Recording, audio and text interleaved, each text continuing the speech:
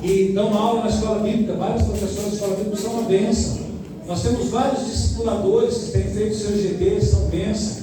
E nós temos vários pregadores da palavra que têm nos abençoado através da palavra de Deus, que têm trazido a palavra de Deus aos nossos corações e têm nos abençoado. Então nós somos uma igreja muito feliz. Tem sempre alguém que deixa uma caneta aqui, as canetas sempre caem no chão. Eu vou levar ela embora, tá? Não sei quem é, mas já está aqui faz dias e toda vez eu derrubo ela no chão. Quero que Deus te abençoe e use a sua vida nessa noite, em nome de Jesus.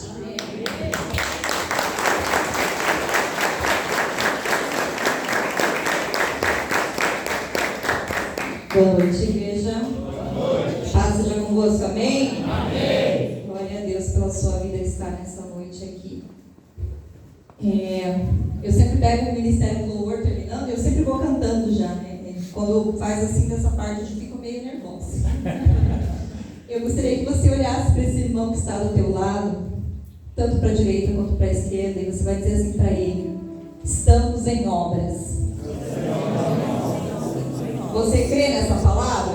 Amém. Quando nós aceitamos ao Senhor Jesus Cristo, quando nós resolvemos entregar a nossa vida a Ele e começamos a caminhar com eles, as nossas vidas elas começam uma constante obra. Eu estou com essa palavra no meu coração já faz algumas semanas e eu já tinha ela totalmente anotada, e eu geralmente faço uma palavra nova, mas o Senhor falou: não, vai lá, pega o teu caderninho, dá uma olhada, dá uma lida.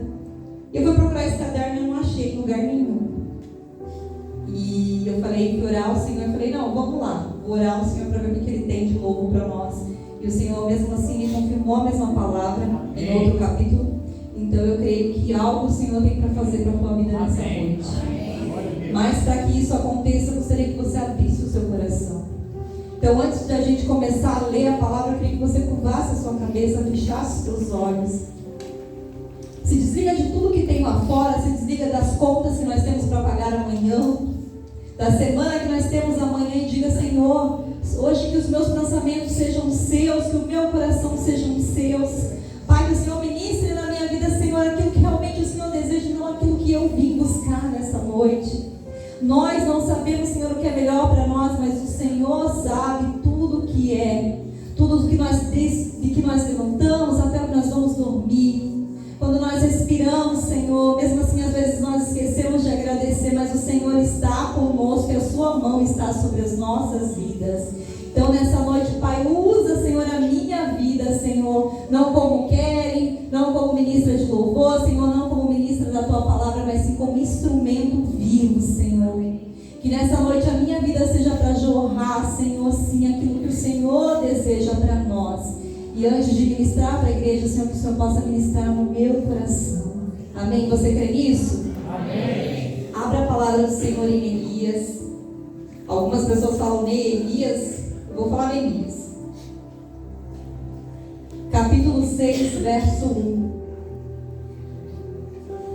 Você provavelmente já aprendeu sobre Neemias, sobre a história magnífica que o Senhor colocou sobre a vida dele. E nós vamos estar pincelando um pouquinho nessa noite. A palavra do Senhor diz assim em Neemias capítulo 6, verso 1.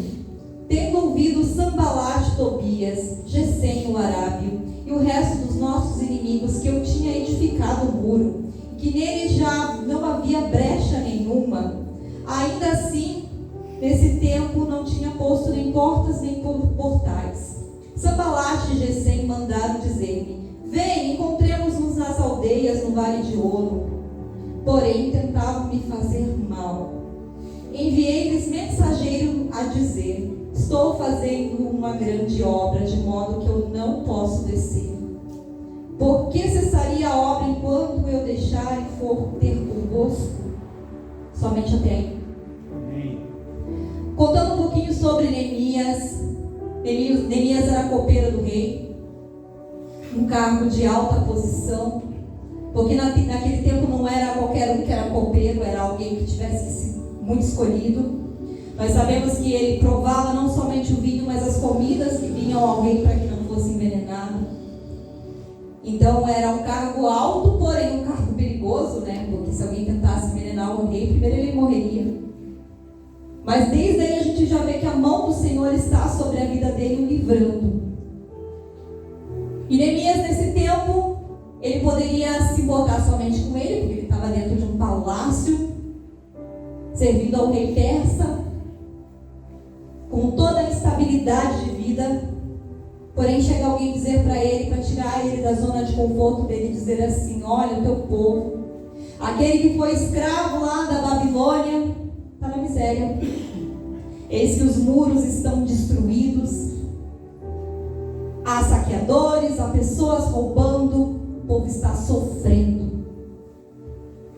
E se nós trazermos para o dia de hoje, nós estamos aqui na nossa estabilidade, hoje está frio, mas temos ventiladores quando está calor, você está sentadinho, tem água, tem um ministério de louvor abençoado, tem uma palavra abençoada para a sua vida. Você provavelmente vai para a tua casa depois e você vai ter o conforto da tua casa, do teu lar. E nós poderíamos não nos preocupar com quem está lá fora e com quem não tem nada. E eu não digo quem não tem nada financeiramente, mas eu estou dizendo quem não tem nada, a presença do Senhor, o amor do Senhor, aqueles que não conheceram ainda. E nós nos colocamos hoje no lugar de Neemias, nós vamos trazer isso para nós. O irmão dele veio dizendo: olha, Neemias, o povo está sofrendo. Automaticamente o coração dele começou a sofrer. Neemias, ele tinha uma qualidade, eu vou falar algumas nessa noite, mas a primeira eu gostaria que você gravasse no coração o altruísmo, que significa receber, dar, na verdade, ao contrário, dar sem receber nada em troca. É o amor genuíno. E exercendo a palavra do Senhor, o amor ao próximo. E ele era altruísta. E quantas das vezes nós deixamos de ser altruísta, deixamos o egoísmo entrar e nos preocupamos somente conosco? E eu estou falando que é só você, não estou falando de mim mesmo. Quantas das vezes nós nos preocupamos em ter um bom trabalho, ou talvez ter um carro, e não, isso não é errado. Mas nós deixamos de olhar para quem está do nosso lado. Você conhece esse irmão que está do teu lado na igreja? Você sabe como é que está a vida dele? Então pergunte.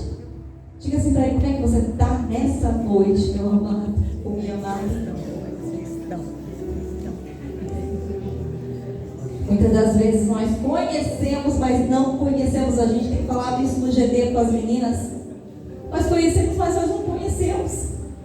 E às vezes eu sento lá no GD, eu paro para ouvir um pouquinho a Joyce falando, a Gislaine falando da vida delas e falo: nossa, se eu não parar esses minutinhos para conversar com elas, eu não sei como é que é a vida delas, que para mim na igreja está tudo bem, está tudo legal.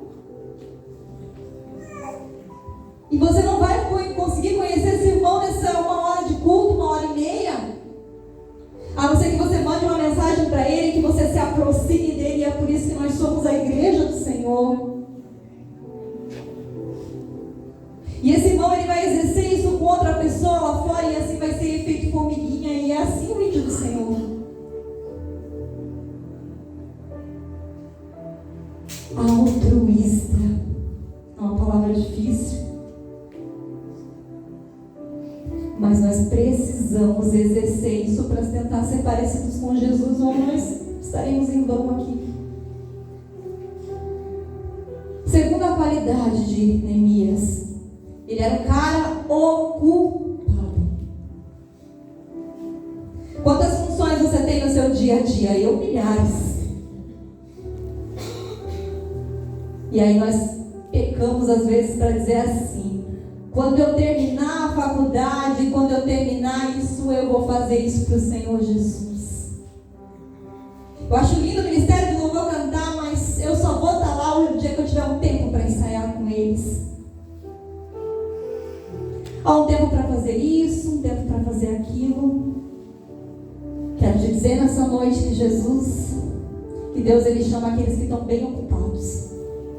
É aqueles que não têm tempo mesmo para ele testar a tua fé. Eu passei um tempo da minha vida na época da pandemia, eu larguei meu trabalho, falei com meu marido: eu vou ficar em casa, eu vou começar a fazer tudo que tiver na igreja. Eu vou dedicar a minha vida para fazer tudo. E eu comecei a querer fazer isso. E foi o tempo que Deus menos me chamou para fazer alguma coisa. Aí o tempo que eu comecei a estudar, o tempo que eu comecei, o Senhor foi me dando coisas para fazer, me chamando para pregar, me chamando para louvar. E eu falei, e agora? E aí a gente entende que Ele faz isso para que você entenda que não é da nossa maneira, não é quando eu tiver tempinho. Ei, nós estamos às portas. Você deve estar vendo por aí que tantas notícias tão perto daquilo que o Senhor está vindo. E nós devemos viver todos os dias como se Ele voltasse amanhã ou daqui a pouco, porque nós não sabemos. Está ocupado demais? Para. Ele é prioridade sempre. Eu aprendi na minha vida de ministério que eu nunca vou dizer não para Ele em nada. Porque Ele é o meu tudo. Eu ontem estava sentado olhando para minha família, eu estava pensando, Senhor, como é bom como o Senhor responde orações.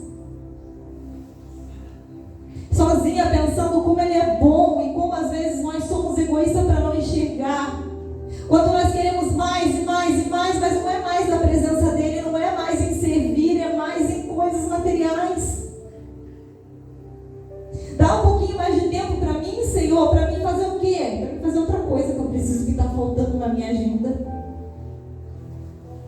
Eu vou exaltar aqui o Ministério de Louvor, não é porque eu sou líder do Ministério de Louvor, não, mas é porque na quinta-feira eu vejo o Maicon, o Leandro vindo correndo. E eles, perdão, eu estou vindo do meu trabalho, às vezes cansado, às vezes acho que não está nem parecendo em casa, né? E já vem ou para a Cheirinha. E eu acho isso lindo. Eu nunca falei isso para vocês, mas eu acho isso tremendo. Eu oro pela vida de vocês, que vocês continuem assim. Porque não estão servindo a mim ou ao pastor, não. Estão servindo a Deus. E ainda tem gente que às vezes fala, nossa, tá ruim hoje, hein? E é assim mesmo. Nós às vezes esquecemos de ser altruísta. Deus te chama nessa noite para fazer algo para Ele enquanto ainda há tempo. Sirva da maneira que você achar que deve ser de início, mas dizendo para Ele, Senhor, o que eu posso fazer para Ti? Nós estamos em uma grande obra e não podemos parar. Você já imaginou que numa construção quantas coisas tem para fazer? Você acha que aqui na igreja já está tudo preenchido, pastor? Já está todos os carros, está todo mundo preenchido? Quem trabalha com construção sabe que não consegue fazer nada sozinho. Precisa pegar um martelo, precisa pegar uma marreta, precisa fazer outras coisas, alicerce, fundamento. E sozinho dá para fazer? Sim ou não, igreja? Não. Eu preciso do meu próximo. E aí entra a parte do quê? Unidade. É tudo que nós temos falado. Eu preciso de você, Val. Eu sei que você precisa de mim. Eu preciso do meu líder. Eu preciso, sim. Talvez você tenha ido procurar isso em outros lugares, em outras igrejas, ou quando vem alguém pregar de fora. Quero te dizer nessa noite que a maior cobertura espiritual que você tem é o seu líder. Já orou por ele hoje? Já orou por ele nessa semana? Já orou pela vida do teu pastor? Ele é a tua cobertura espiritual. É o teu intercessor. E é mais uma qualidade de Neemias: intercessor. Se eu olhar para a vida de Neemias, eu olho uma mensagem de restauração completa. Um cara que estava na zona de conforto dele, que poderia ter ficado ali só orando, só vou orar. Que já seria fazer muito, porque a oração move montanhas. Ele saiu, ele disse, não, eu estou disposto a ir. Mas primeiro teve o que? O primeiro obstáculo. Ele precisava falar com o rei. E aí nós vamos para a ousadia. Mas ele foi falar com o rei assim do nada, decidi que fui, vou falar com o rei e acabou? Não. Primeiro ele foi orar. Primeiro ele foi jejuar. E se você olhar na Bíblia, a oração de Neemias é uma das mais humildes que tem. Porque ele sabia que sem a mão do Senhor ele não iria fazer nada. E aqui ó, no capítulo 1, verso 1. Capítulo 1, verso 4 diz assim: Tendo eu ouvido essas palavras, assentei-me e chorei, e lamentei por alguns dias. Estive jejuando e orando perante ao Senhor dos céus. Ele foi orar. Ele foi jejuar, ele foi pedir a presença do Senhor Jesus. E durante essa oração ele fala sobre os pecados de todo o povo. E ele faz o que? Pede perdão. Porque muitas das vezes nós oramos ao Senhor pedindo coisas. E eu aprendi na minha vida que quando você vai aos pés do Senhor, a primeira coisa pedindo perdão, às vezes nós não sabemos nem pelo quê. O Senhor, Ele olha para nós de uma forma diferente. Porque nós estamos sendo humildes, porque nós estamos arrependidos pelas coisas. E é assim, meu amado, você vai pecar. Sim. Nós estamos em obras, lembra? Mas aí quando você pega, mas você reconhece o seu erro e diz: Senhor, não quero mais fazer. Alguém pregou essa semana, não sei se foi o pastor ou o pastor Carlos, que falou que foi a pastora no GT, que o pecado ele não pode ser todo dia. Nós não podemos praticar o pecado como se fosse algo normal. Foi no GT. Porém, nós podemos pedir perdão ao Senhor, porque nós estamos em construção todos os dias nas nossas vidas, nos nossos lares, nas nossas casas, como mulheres, como homens, como líderes. Nós erramos e erramos todos os dias. Mas é muito mais fácil quando você tem alguém para segurar a sua mão. Lembra que a construção não se faz sozinha? Talvez você queira fazer tudo sozinha e estou com um grande problema, mas eu não quero pedir para que a irmã Fabiana ore por mim. Ah, vai dar certo. Ele te deu pessoas para caminhar ao seu lado, Ele te deu pessoas para que cerquem você. Mas muitas das vezes nós temos vergonha, às vezes, de compartilhar algo que está doendo em nós. Primeiro você conta para Ele. Se Ele permitir, você conta para ela. Mas não é para qualquer pessoa, mas é para alguém que esteja em oração com você. Porque o Senhor coloca pessoas ao seu redor para te levar exatamente aonde Ele quer, a posição que Ele quer. O Senhor mandou quem lá para avisar Neemias? O irmão dele. Já pensou se essa notícia fosse contada de uma outra forma? Ele não teria nem saído do lugar dele. O Senhor deu disposição, deu ousadia, deu altruísmo, deu liderança a ele, e ele foi. Pediu para o rei falou: vai, mas volta. E ele foi, com toda a documentação certinha, bonitinha. Chegou lá: vamos lá, então vamos reconstruir o muro. E aí foi fácil as coisas para ele, igreja? Sim ou não? Aí começa o quê? Os inimigos, que é a palavra que nós lemos aqui. Sanbalate, Tobias e muito mais, né? Você tem um sonho essa noite, mas tem muita gente dizendo para você que você não vai conseguir. E o pior, a pessoa não chega assim para você e fala: pastor, não vai dar não. Ela fala assim: será? Começa o será. E aí aquela coisa crescente do teu coração começa a ficar mais murcho. Sabe como eu sabia que eu tinha que trazer essa mensagem nessa noite? Porque eu vi uma frase dizia assim, eu até postei no meu status: não se distraia tentando fazer outras pessoas, impressionar outras pessoas. Você tem um sonho a realizar. E tem todos os dias pessoas para te colocar para baixo. Tem todos os dias pessoas para dizer para você que não é. Tem todos os dias pessoas tentando se levantar contra você e falar: aí não vai dar certo de reconstruir isso aí não, isso é projeto falido. E aí entra a identidade que nós temos falado todas as vezes. Quando você sabe que você é filho de Deus, você tem certeza que vai dar certo. E não é porque você quer não, é porque Ele prometeu, é porque Ele é fiel para cumprir as coisas, e você crê nisso. Se Jesus foi tentado pelo diabo lá, com palavras, com versículos da Bíblia, o diabo conhece a Bíblia até melhor que muito crente. E ele falava para Jesus: faz isso, você não é filho de Deus. Imagina se Jesus não soubesse quem ele era. E que Jesus falava: mas é assim, mas. E é assim que você tem que responder quando alguém falar para você: não vai dar certo não. Fala: mas eu sou filha de Deus.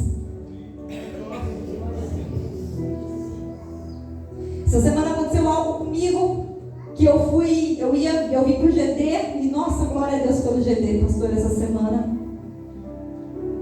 Porque o GD foi na quarta, na quinta-feira, alguém disse algo que me deixou, é como se fosse aquela florzinha que tá assim, murcha. Eu estava no meu trabalho, eu contei até pro meu marido, eu fui muito feliz fazer uma situação e alguém chegou e me jogou um balde de água fria. E é terrível quando acontece isso, porque você perde as forças. E na hora eu pensei: não, peraí, eu vou voltar lá e vou dizer para ela isso, que eu tenho razão. E eu lembrei do GD.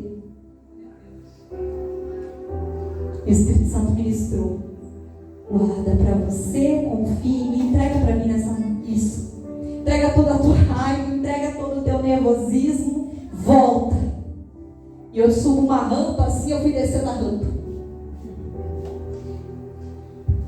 E eu falei: vou no banheiro. Entrei no banheiro, meu coração saiu uma lágrima do meu olho. Eu falei: Deus, eu me magoei agora forte.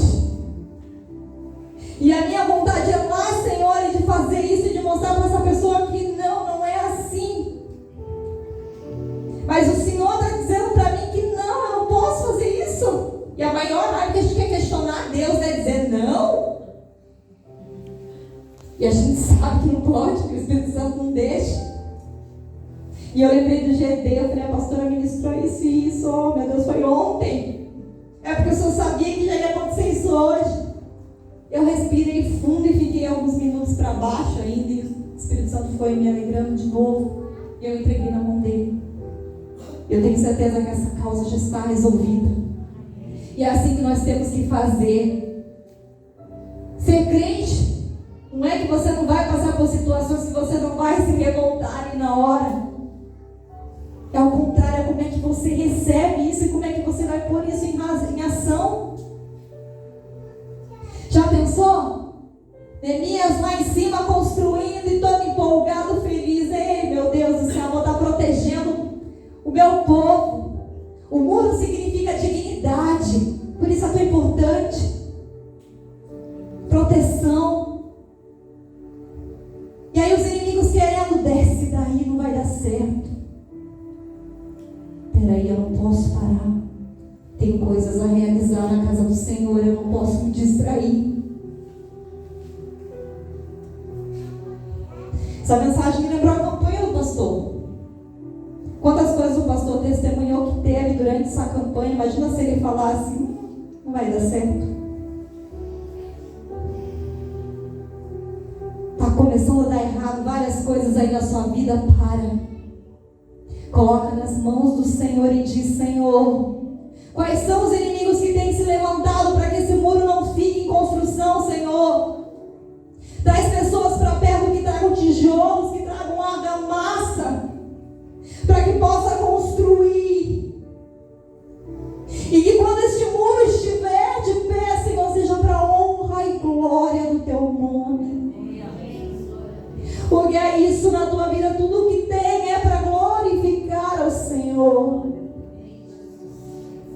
E aí nós passamos para mais uma qualidade, a qualidade de intimidade.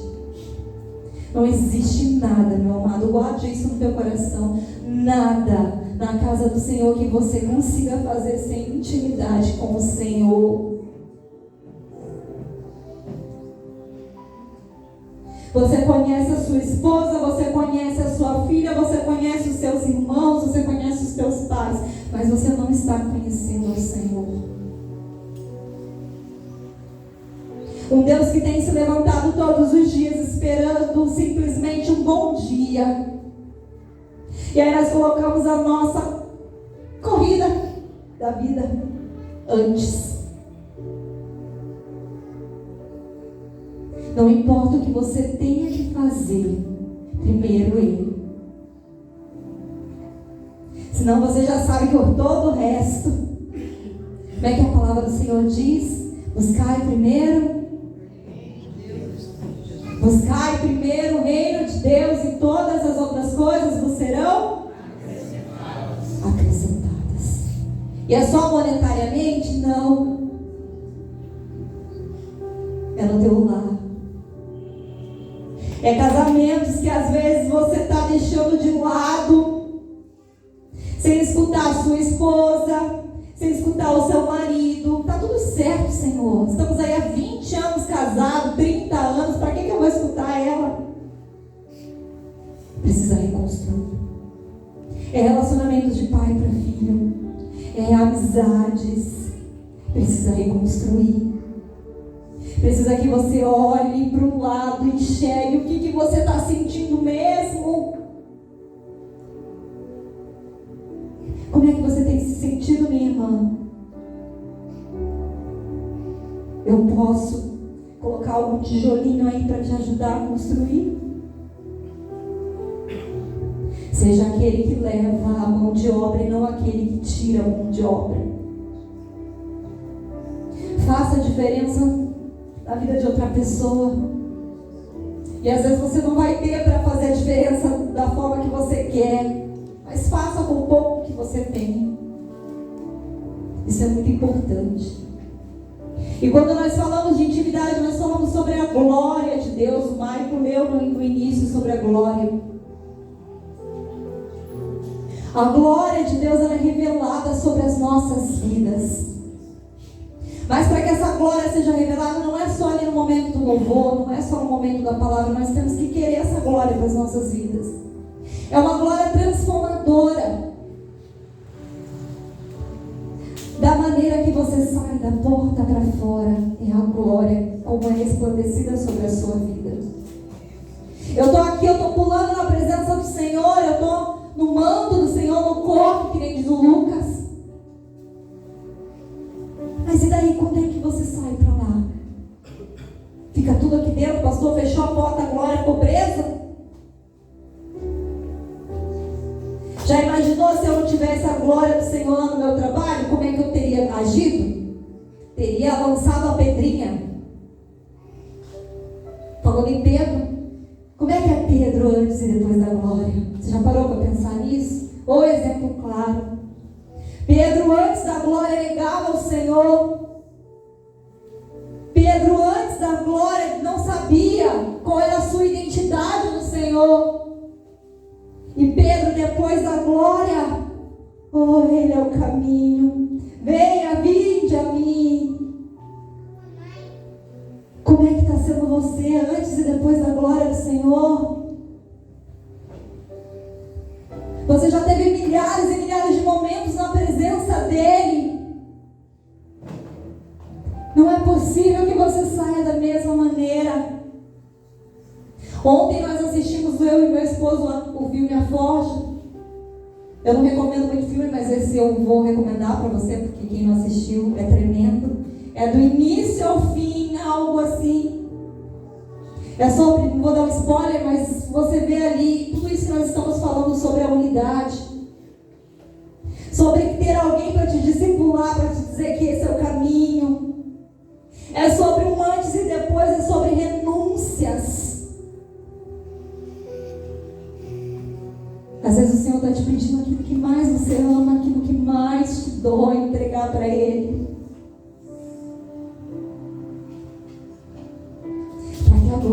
seja alcançada sobre a sua casa, sobre a sua vida, meu irmão. Essa palavra sobre Neemias, ela é uma palavra de restauração, de edificação para a sua casa, para a sua vida. Está na hora de parar de pensar o que vão dizer sobre você ser crente. Está na hora de você dizer: Senhor, eis-me aqui. Como é que eu posso fazer, Senhor? É servindo na porta. Como é que eu posso fazer, pastor? Não tem alegria maior para o pastor ouvir isso, né? Eu quero fazer. Mas primeiro você fala assim para o Senhor: aonde é que eu vou servir? Sabe por que eu estou falando isso? Porque eu entrei uma vez na igreja e eu vi que não tinha diaconato. Eu cantava no ministério de louvor e eu falei: não, vou ajudar no diaconato. Como que, né? Eu e o Thiago, vamos. Eu tenho até hoje a camisetinha do diaconato para me lembrar que não é o meu ministério. Na primeira campanha que teve, pastor, diaconato, vamos lá, eu descia correndo do ministério de louvor e ficava lá na porta. Vem para frente, vamos orar. E aí um líder tinha dado um treinamento antes. Eu tinha feito um treinamento, então eu tinha que seguir o treinamento. E aí não podia fechar os olhos. Quem é do diaconato sabe bem disso. E aí começou a oração e a primeira coisa que eu ouvi foi o ministério de louvor louvando. E eu comecei a balançar para cá, balançar para lá. E fechar o olho, e abria de novo, e fechava o olho de novo. E aí eu fechei tudo. E aí comecei: ô Senhor, como é bom. E aí o líder falou: irmã, é o seguinte, abre o olho, não pode, se alguém cai, se acontece alguma coisa, eu falei: amém, isso mesmo. Chegou no final, eu falei assim para ele falou: já sei, volta para o ministério do louvor, vai. Por isso que a gente precisa saber qual é o ministério da gente, senão a gente vai acabar atrapalhando também. E nessa noite, para fechar essa palavra, eu queria dizer para você que tem áreas da sua vida que ainda precisam ser lançadas para o Senhor Jesus. Que você precisa que a mão dele esteja sobre a sua vida para reconstruir coisas dentro do teu lar. Para reconstruir pessoas, para estar perto de você, para que você possa caminhar. Levante-se. Adore ao Senhor do coração. Diga a Ele: Senhor, qual área que eu preciso reconstruir? Tem coisas que pode ser que Ele ainda vá remodelar, mas a maioria é tudo novo. É construção nova, é fundamento novo. E vai ter horas que você não vai conseguir sozinho, que você vai pedir a força de alguém que está do teu lado. Me ajuda. Vamos caminhar junto, hoje está sendo muito difícil.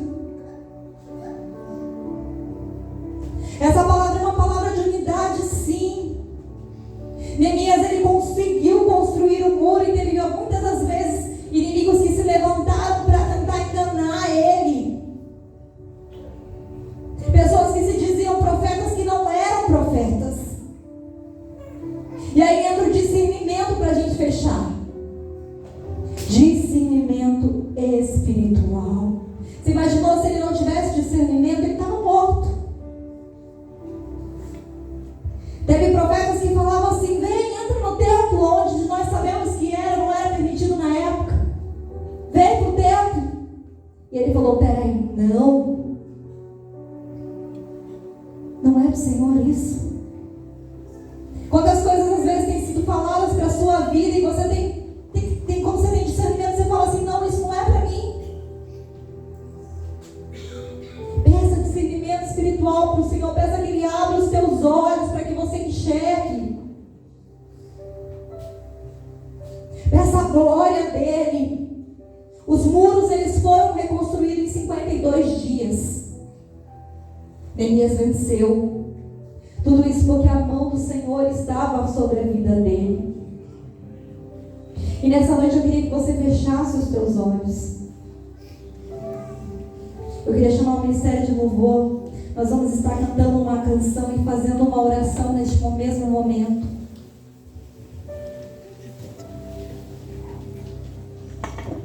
Eu queria que você, nessa hora, dissesse para o Senhor Jesus tudo o que está te afligindo. Essa é a hora de restauração sobre a sua vida, sobre a sua casa. Não sou eu que estou aqui, não. Porque eu mesmo não tenho nada para te dar. Mas se você pedir certinho para o Senhor nessa noite, dizer: Senhor, eu não quero me envergonhar. Eu quero que o Senhor mexa na onde eu não tenho deixado o Senhor colocar a mão.